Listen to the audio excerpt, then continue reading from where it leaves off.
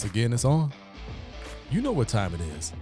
It's time to play some toss. Welcome, everyone, to episode 79. That's right, 79 of the Tristain on Sports Show Toss. It is your main man, T-Squared, Tristain Thomas. What's up? Thank you all so very much for joining us this week. What do we have on tap? We're talking Milwaukee Bucks basketball. How do I feel about two trends that have my eyebrows raised? And will they be able to win in the playoffs in spite of it? We're talking the Milwaukee Brewers first place. Milwaukee Brewers, that's right. Who saw this coming? What's been going on? How have they been doing? What has my eyebrow raised about them? We'll discuss. And in the toss sweep, we will talk about the NBA playoffs, the play-in tournament, because we're closing in on getting ready for that. Who's in it currently? What do I see happening? We'll discuss. But you all know how we get things started here on Toss. We get things started with the state of the state, and let's talk those Milwaukee Bucks. They defeated the Hornets on this good Tuesday night. They are now 38-23, still firmly entrenched in that third spot in the Eastern Conference, even though the New York Knicks are really hot and they've made up a lot of ground, still have a ton of ground to make up to be able to catch the Milwaukee Bucks for that third spot. But man, I am so proud of the New York Knicks. Let me just tell you, I am Bucks through and through, but I thought for sure that the New York Knicks were maybe 2-3 years away from being in the playoffs and being possibly making noise in the playoffs. And they've done that in year one under Coach Thibodeau. Julius Randle really has become the player that I thought that he would be coming out of Kentucky. This is the Julius Randle I thought would be in the NBA from day one. So glad to see his success. So glad to see those young guys on the team get some play, get some success. Tom Thibodeau having some more success in another spot. It's just good to see them back in the playoffs because I think they're going to make it. They're going to make the playoffs. I think I could firmly say that. I know we have double-digit games remaining for most teams, but I feel firm and confident in saying that they'll make it. I think they won't catch the Milwaukee Bucks. They'll be entrenched in that 4 spot, possibly the 5, but more than likely the 4 spot. But I'm proud to see them there. But I digress. We're talking Milwaukee Bucks right now. Third in the Eastern Conference at 38-23. Again, they defeated the Charlotte Hornets.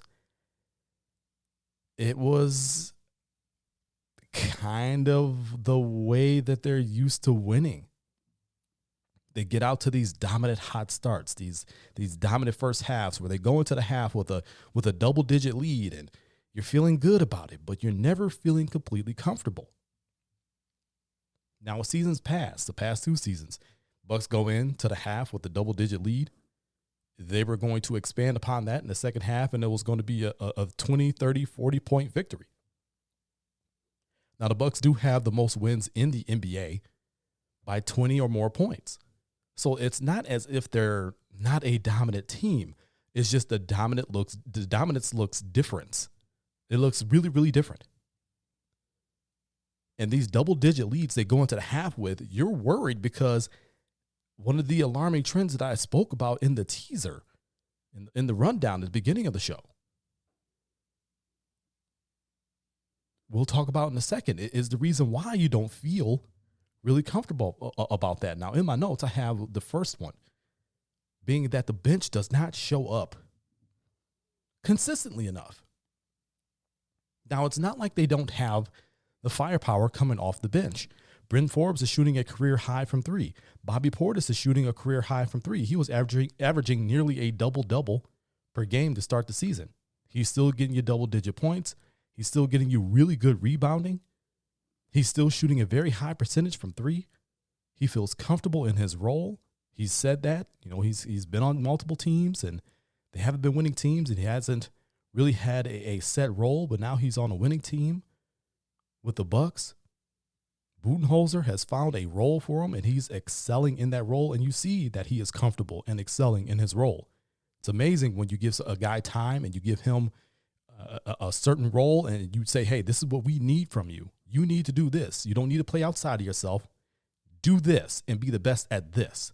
And whatever else you add is a bonus, but we want you to excel at doing this. Do this and we'll be good. And he's been doing that. He rebounds. He boxes out. He plays some decent defense. He can shoot the basketball, but he also has a little bit of a mid-range. A good big guy coming off the bench that can stretch the floor and still rebound and still defend, that's always good. Bryn Forbes, a guy who could go out there and just shoot the lights out if given the opportunity. Then you have guys who are returning to the roster. You know, the normal pieces of the bench mob and Pat Connaughton. The Nasses.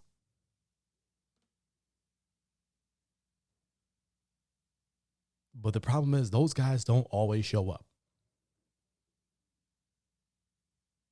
You got a bunch of rookies on the bench that showed that they could play a little bit, and Jordan Nwora and Sam Merrill and Mamadi Diakite,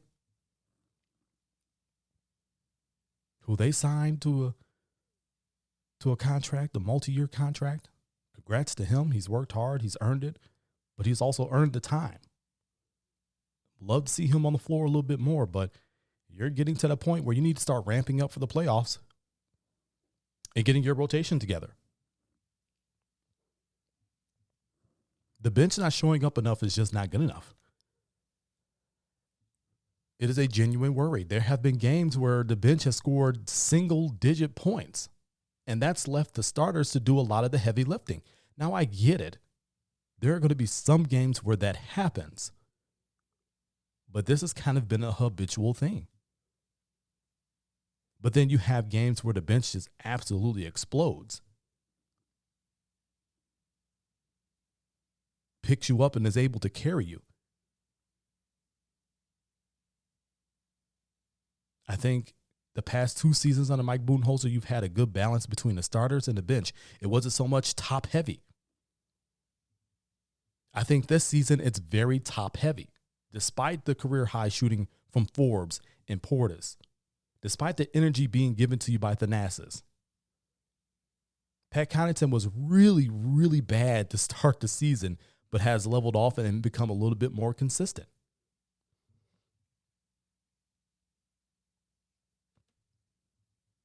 You're going to need your bench to be able to score because you're going to be playing against the best of the best when it comes to the playoffs. And I know what everybody's going to say, you're 3rd seed and you're going up against a 6th seed in the first round. I mean, everybody expects the 3rd seed to win, but it's not always a given. It's not always a given. It's not like the 1 versus 8, and even then, the 8th seed has beaten the 1 seed before. So it's not always a given. You need consistent production from the bench and from more than 2 guys, preferably. It's something that has my eyebrow raised. It's something that you have to look at. The second thing, and I alluded to this,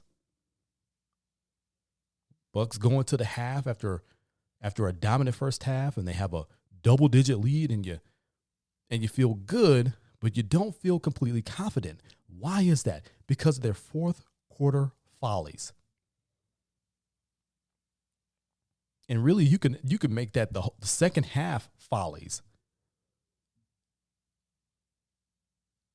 For some reason, they let their foot off the gas. Teams get back into it, and they've lost a lot of games that way.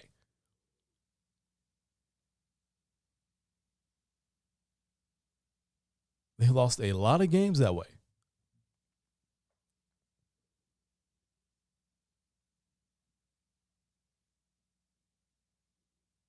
It almost happened tonight against the Hornets.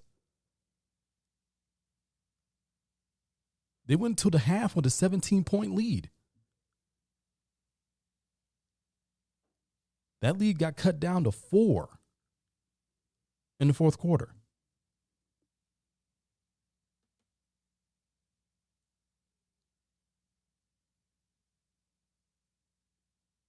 I mean, that's worrisome. That the same thing happened in the Suns game last week. ended on a very controversial call. PJ Tucker called for the foul on Devin Booker. Essentially no time remaining.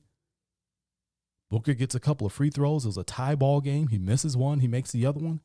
Game over.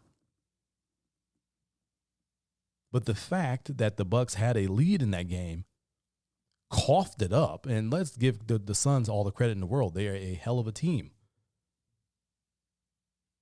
I said it before the season began. Are the Bubble Suns a preview, a precursor to what we're going to see this season? Or was that a fluke? And the fact that they traded for Chris Paul, I'm like, okay, that could be what we're getting ready to see. Are the Bubble Suns. Chris Paul is only going to elevate your team. And that's exactly what he's helped to do. So they're a hell of a team. But the Bucks coughed that one up.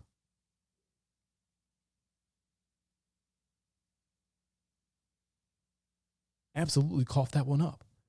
And those are just the recent games that they've coughed up. You got 23 L's. A lot of them should be wins because of the leads that you coughed up. Because of your second half follies. You can't allow that to happen come playoff time. You cannot allow that to happen playoff time. I really, truly believe that this is a good team. Some may argue that this may be the best team that Mike Budenholzer has had. I can see that. I can make a case for that.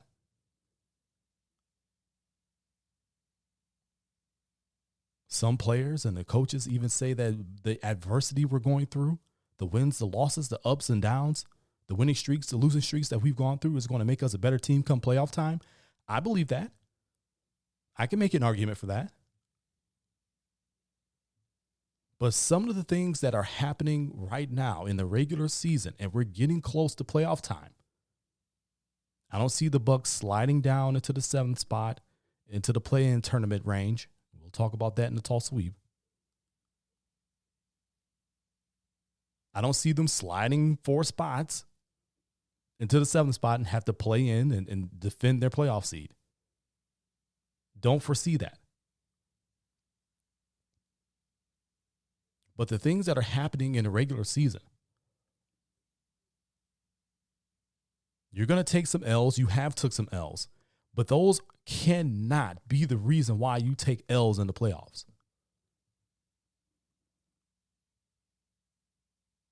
I believe we're at the point in the season where teams are what they are.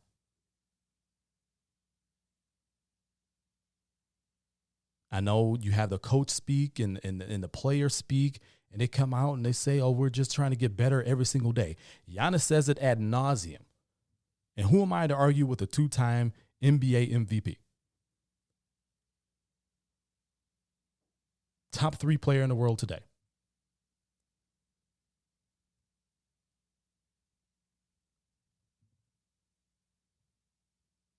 But I've been around this game longer than he's been alive. And I can tell you that when you get to a point in the season, there's very little improvement you're going to make. At some point, you are what you are, and you have to overcome what you are to win in the playoffs. There are things that they do incredibly well, but there are mental lapses and execution lapses that happen far too frequently that hamper their ability to be the best that they can possibly be. And for some reason, it's just ingrained in this team. They continue to do those things. And they're going to have to win in spite of those things. And you hope that they get big leads in the playoffs. And they just run roughshod over the Eastern Conference. But you hope they're able to keep those leads and win those games and win those series to reach that ultimate goal, which is an NBA championship. The bench not showing up often enough, and those second half follies are reasons for concern? Are there reasons why my eyebrow is raised and something I'm going to be watching incredibly close? We can sit here and nitpick about rotations, and we can nitpick about what Mike Budenholzer does and doesn't do with adjustments. But the tangible proof is on the court. The tape and the numbers don't lie. This bench has to show up more. They have to be far more consistent. They have to bring far more energy. They cannot allow this team to only be top heavy. They can't come in with the goal of only maintaining a lead. They have to come in with the attitude of growing the lead. And when that lead does grow, when they go into the half with these big double-digit leads, they have to have that same killer instinct in the second half, meaning the third quarter and especially the fourth quarter, which is where they've lost a lot of these games.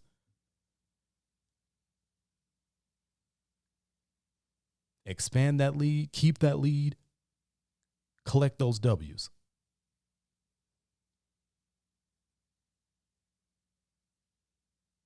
They're going to have to win in spite of their deficiencies come playoff time, because there's not going to be any excuses. So those are a couple of things that have my eyebrow raised, but I'm going to be watching very, very closely. Again, they defeated the Charlotte Hornets tonight, improved their record to 38-23. The Bucks did, still first in the Central Division, still third in the Eastern Conference. Playoff time is coming. We'll keep an eye on them. Continuing on State of the State here on Toss, let's talk about those Milwaukee Brewers. We haven't really gotten a chance to talk about them since the season began. Not much anyway. There's been a lot going on in the world, been a lot going on in my life. Let's talk about them. Currently, they have a lead on the Miami Marlins, 4-3, top of the sixth. After getting shut out 8-0, ouch, Monday night's game.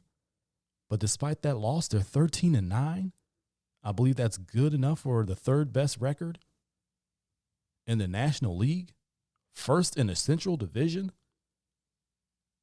This team is really shaping out pretty much the way I thought that it would so far. Now we're very, very early into the season.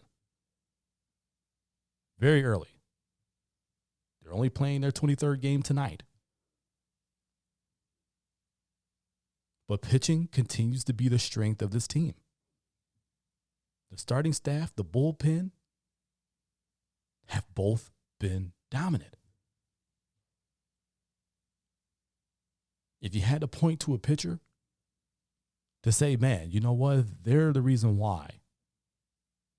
They're setting the tone. This is the reason why this entire pitching staff is so damn good. They're taking their lead from him, Corbin Burns.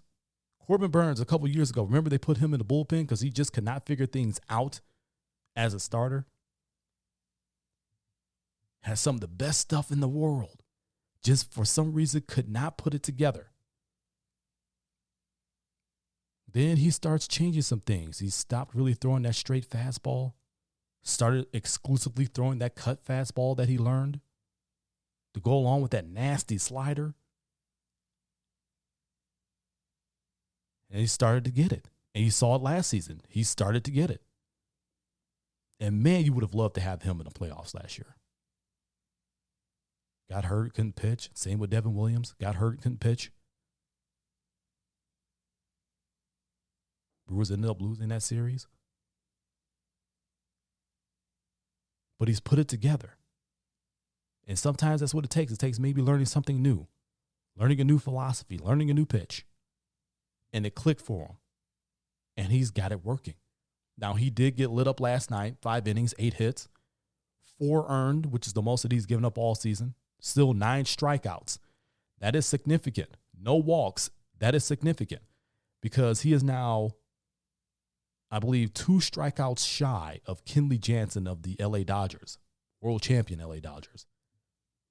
2 strikeouts away from tying, I should say. He's 3 strikeouts away from breaking the streak of most strikeouts with 0 walks to begin a season. He's at 49 strikeouts and 0 walks. That is unheard of for a starter. Kenley Jansen is a reliever. What he is doing as a starter is historic, and despite him getting a little bit lit up last night, again, 5 innings, 8 hits, 4 earned, 9 strikeouts, that streak is still intact. It just goes to show you how, and the thing is, those 8 hits, those 4 runs, all soft contact. Nobody has been able to make solid contact off of Corbin Burnes this season. More times than not, the runs come off of very soft contact hits. So you can look at that line and, you might be discouraged if you just look at the numbers only. But if you go and look at the tape, the guy is still lights out despite that one little rough start. He still has not walked a single batter. Still striking out everything that moves. I mean, it is incredible the run he is on, and it feels as if his intensity has trickled down. Woodruff has been good. Hauser has been good. Fastball Freddie, whose name is being changed to Strikeout Freddie, has been good. You get all into that bullpen. Got Devin Williams back. He's been decent. Fire Rising has put out some fires, especially in that San Diego series, which the Brewers did sweep.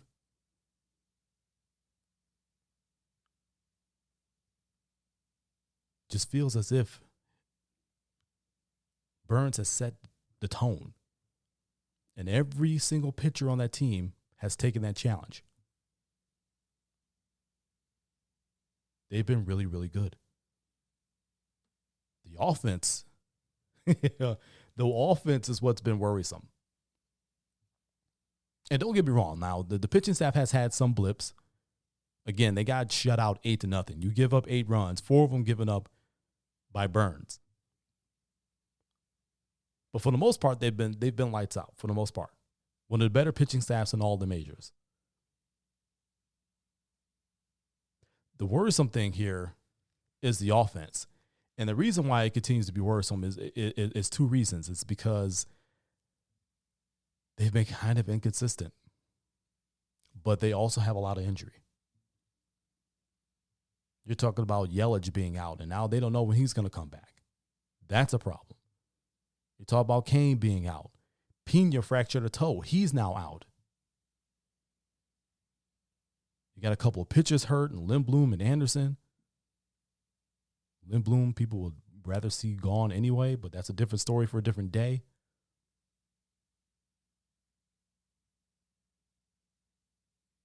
Injuries are piling up. And the offense was already inconsistent when they had those guys in there. Now those guys are not there. You need some guys to hit. Travis Shaw needs to start hitting. You can't be hovering in the 200s. Keston here, he had a rough start to the season. He's still not quite where he needs to be. Luis Urias, he needs to start getting some hits here. He needs to start getting going. Jackie Bradley Jr., he needs to start getting going. But the thing is, with all of these injuries, you have a lot of guys playing in roles that they were never intended to play in. Jackie Bradley Jr. wasn't meant to be an everyday outfielder. He wasn't meant to be an everyday bat. And you see why.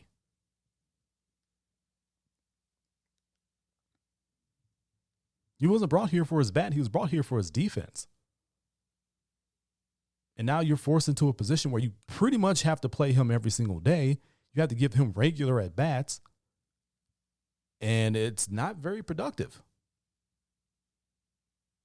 He'll get it done for you on defense, but on offense, it's a liability. You had a lot of call-ups. Corey Ray saw, a quick cup of coffee. Now he's back down in the minors.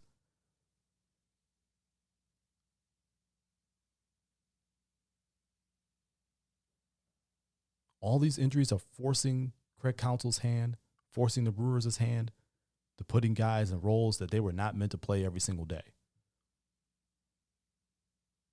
And it does have an effect.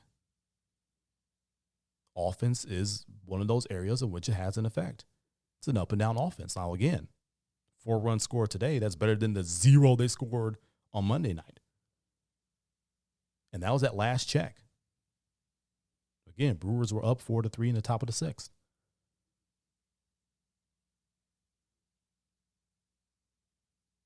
But despite getting hit around a little bit the other night and a couple times throughout the season, and despite the inconsistencies on offense, they're still 13-9 currently.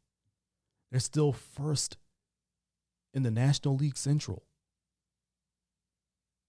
They have the 3rd best record in the National League. I say after 22 games, and they're playing their 23rd currently as we speak, that's pretty damn good. It's something to build upon. Again, a very long season, but so far, so good for the Milwaukee Brewers. And that's the state of the state. The Bucks, they got a couple of eyebrow-raising trends by giving up leads in the second half and the bench not showing up at times, but still 3rd in the Eastern Conference. They're going to have to find a way to get it done in the playoffs despite those eyebrow-raising trends. Can they get better? And the Brewers, 13-9, first in the Central Division, 3rd best record in the National League. Pitching has been lights out, especially Corbin Burns. Offense has been inconsistent, but yet they're sitting there in first place and one of the better teams in the National League. You'll take that, and you'll take that to start with any day. It's time for us to run the toss sweep.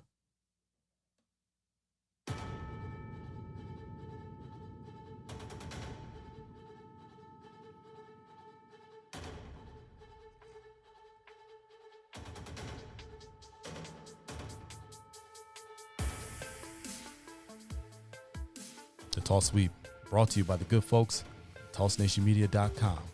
Toss Nation Media, truthful, opinionated, passionate, sports. It's what you deserve. India, I love y'all. Y'all have been rocking with Toss Heavy for many, many years. I feel the love from y'all. I continue to get it. Try to share that love back with you. I know y'all are in a tough spot with this pandemic right now. I'm praying for y'all. I'm hoping that you guys are getting all the materials that you need and everything you need to survive this thing. Put together those vaccines, get those oxygen tanks, ventilators. There's a very serious deal going down in India right now, man. I'm just praying for them hard. I love y'all. Praying for y'all. I want y'all to make it through this, man. It is incredibly difficult. We know here in this country, in the United States, how devastating it is and still is in some spots. But I have faith that help is on the way and that everyone will make it through this. So prayers to everyone who has lost their lives to this. Prayers to everyone who has had someone lose their lives to this over in India. My best friend of 25 plus years is from India. Like I said, this show has a huge connection with India, and they're going through a really, really devastating time with COVID right now. And we just hope that they make it through this, get everything they need to help each other make it through this. Much love, light, and peace over to India. All right, let's talk some NBA basketball, try to bring some light into everybody's lives, because that's what we try to do here. You know, we don't want to shy away from what's going on in the world, as you guys obviously heard last week on episode 78. You know, accountability, not justice. I'm not going to pull punches. I'm going to talk about things. If you're uncomfortable, good. Get comfortable being uncomfortable, because some conversations need to be had. I welcome the decorum and the discussion that comes along with it, as long as it's civil.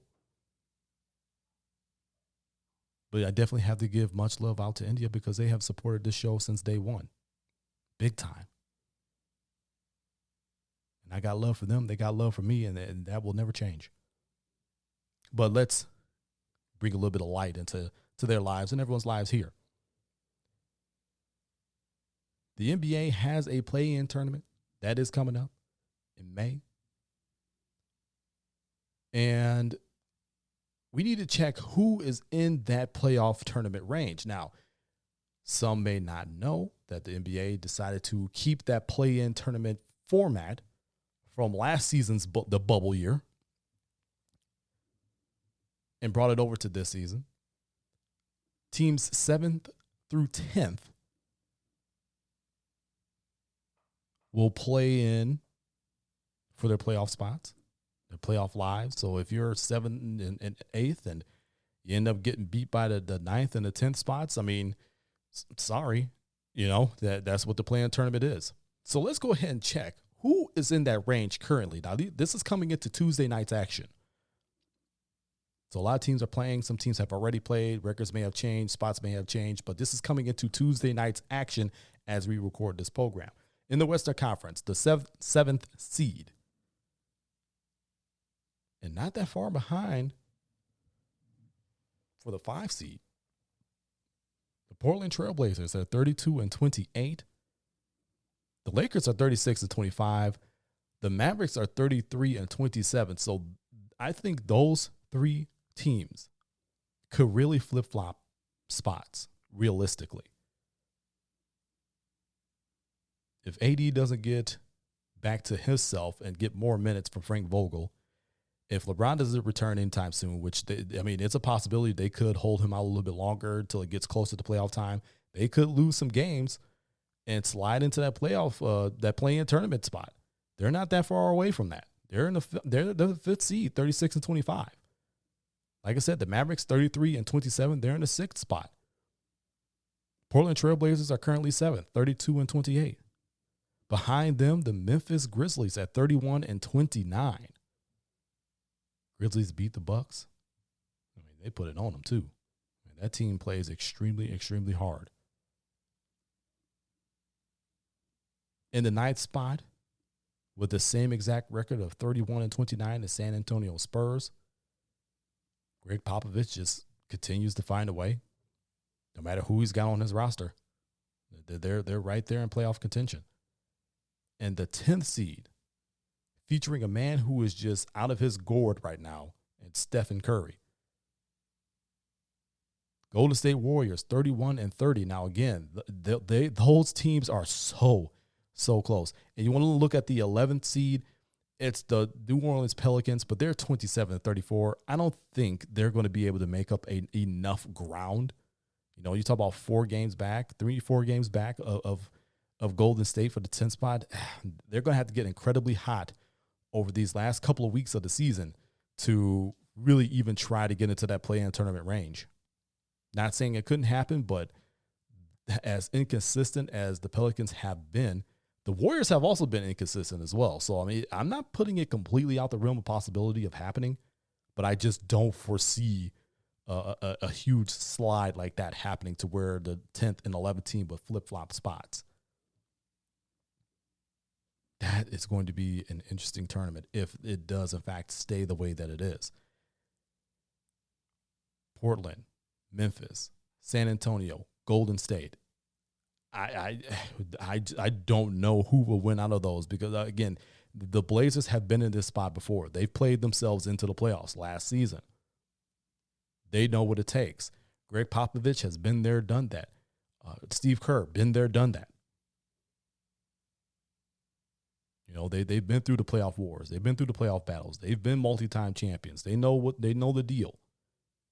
Memphis is a young squad. Haven't really been there, done that. How will they be able to handle it? Again, that team plays incredibly hard. That is going to be an interesting tournament if it stays as is. Now, if a team like the Lakers slides back into that 7th spot, or a team like the Mavericks slides back into that 7th spot, makes it a little bit more dicey. But this is a hell of a tournament, a play-in tournament as is in the Western Conference. if you have the Blazers, the Grizzlies, the Spurs, and the Warriors in it, I can't even call it. I don't know who, and it also depends on the matchups. They're not done jockeying for position. These teams could still climb. These teams aren't really assured of being in those spots. So Western Conference is really intriguing right now as far as 7 through 10 in that play-in tournament. Definitely something to keep your eye on, because that's going to be something. Let's move over to the Eastern Conference and see who we have there. In the 7th spot, the Miami Heat, the defending Eastern Conference champion, Miami Heat, they have been up and down all season. They've also dealt with injuries. They just have not seemed to find – they got really hot for that point in time, and then they kind of dropped off. And now they're kind of up and down again. So I can't see that. The Hornets, they did play tonight. They are in an 8th spot. They were 30-30. They are now 30-31. Again, up and down. Terry Rozier, who he gets hot and then he gets cold. He was definitely cold tonight. I think that was due in part to the Bucks defense, namely Drew Holiday. In the 9th spot, you have the Indiana Pacers. They don't really inspire me either way. They've been kind of an underachieving, under the radar type team all year, but they're in that playoff range. They're in that play-in tournament range. And in the 10th spot, currently, the Washington Wizards. Russell Westbrook going off, seems to have found his MVP form. Triple-double after triple-double after triple-double after triple-double. Just appreciate this dude and what he brings to the table and what he's doing. Yes, I understand that he's not always the most efficient player. Yes, I understand that sometimes he kind of shoots you out of games. But to see the things that he's doing, when you put it in historical context of the game, it is pretty damn incredible. Appreciate him while he is here. You're not going to see another guy like him. Behind them is where it gets interesting, because they are not assured of a spot at all. In the 11th spot, you have the Chicago Bulls at 26-35 with the same exact record. In the 12th spot, you have the Toronto Raptors, who are actually playing in Florida. Canada was like, no, you're not doing that this year. You're not playing no games up here. So Washington's not assured of a thing. You have Chicago and Toronto one game behind you. I would even say that really the only team I feel assured that will be in some type of playoff situation, whether it be 1 through 6 or in that playoff tournament range 7 through 10, are the Miami Heat. I don't feel confident about the Hornets. They've been kind of hovering around that 8-7 spot all season long. I think they may make it, but again, they're now under 500 after their loss to the Milwaukee Bucks tonight. The Pacers, again, they've been up and down all season. The Wizards were just absolutely just wretched. And then they just gotten hot and gotten themselves into playoff range. And it's really fun to say gotten hot, and they're 10th place in their conference, 10th place. You're not even sniffing anything, like you're not even sniffing any type of attention or notoriety in a normal playoff standing. But the fact you have a chance to play yourself in, that changes it. That changes things. But I have zero confidence. I have zero confidence in them that they'll be able to sustain this. They may be able to make it to that play-in tournament, but you have two other teams that are on your heels and getting better, and I don't know. That's going to be very, very intriguing, and honestly, I wouldn't know who will come out of that tournament either. It really depends on who are the hottest teams that roll into that tournament, because I am a firm believer in momentum. But again, you have the Heat, the Hornets, the Pacers, and the Wizards, 7 through 10 in the Eastern Conference, the play-in tournament coming soon. Those are going to be incredibly interesting. Well, y'all, that'll do it for me. This is episode 79 of the Tristain Sports Show Toss. Y'all know where to find me on social media at the20double. That's at the number 2, the number 0, and the word double on Instagram and Twitter. Follow me there. Facebook.com/T on Sports Show is your home for the Toss brand of sports on Facebook. We touch on a lot of things there that we don't get a chance to on the show. Facebook.com/T on Sports Show. That's TON Sports Show. And of course, TossNationMedia.com. Your home for the Toss brand of sports. Truthful, opinionated, passionate sports. It's what you deserve. But, as I said before, it's time for me to get on up out of here. This is T-Squared, Tristain Thomas, reminding all of you to keep it moving forward. Always forward.